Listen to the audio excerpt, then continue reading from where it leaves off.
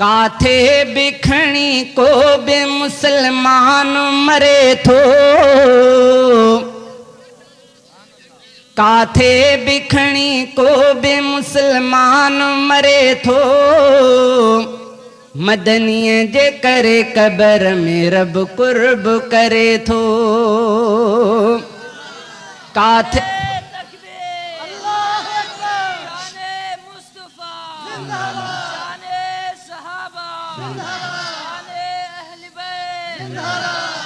काथे बिखणी को भी मुसलमान मरे थो। अरबीअ जे करे कबर में रब कुर्ब करे थो। मदनीअ जे करे कबर में रब कुर्ब करे थो। सरदार जे सदके सभिन खे शान मिलियो आ। महबूब जे ख़ातिर मिठो क़ुरान मिलियो आ।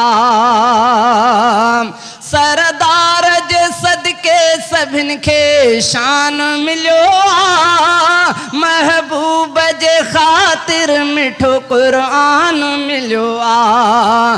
सलवात अदा पढ़ त वयल भाग वरे थो। सलवात अदा पढ़ त वयल भाग वरे थो। मदनीअ जे करे कबर में रब कुर्ब करे थो।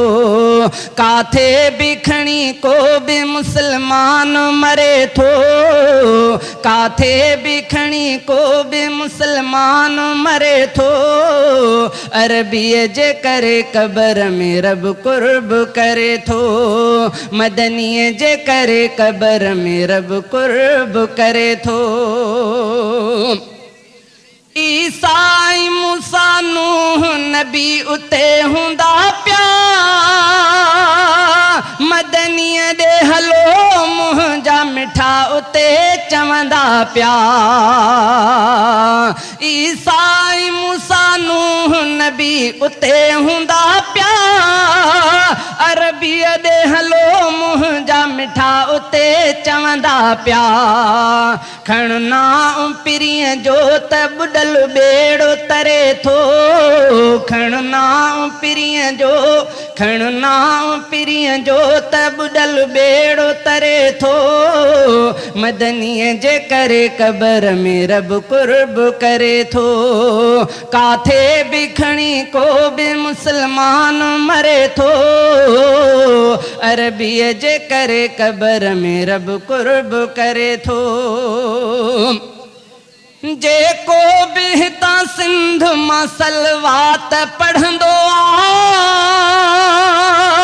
अहवाल इहो रोज़े में अरबीअ खे मिलंदो आ।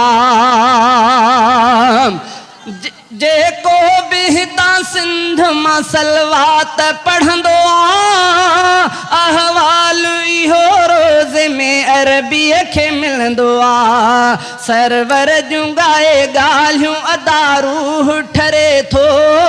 सरवर जूं ॻाए ॻाल्हियूं अदा रूह ठरे थो। मदनीअ जे करे कबर में रब कुर्ब करे थो। काथे बिखणी को भी मुसलमान मरे थो। अरबीअ जे करे कबर में रब कुर्ब करे थो। महबूब जो हाकिम सदाई आहे सनागर। हर वक्त उन्हीअ जे अदा दिल में आहे दिलबर। हर वक्त रोई सिक में पयो सुडका भरे थो। मदनीअ जे करे कबर में रब कुर्ब करे थो। काथे बिखणी को भी मुसलमान मरे थो। अरबीअ जे करे कबर में रब कुर्ब करे थो।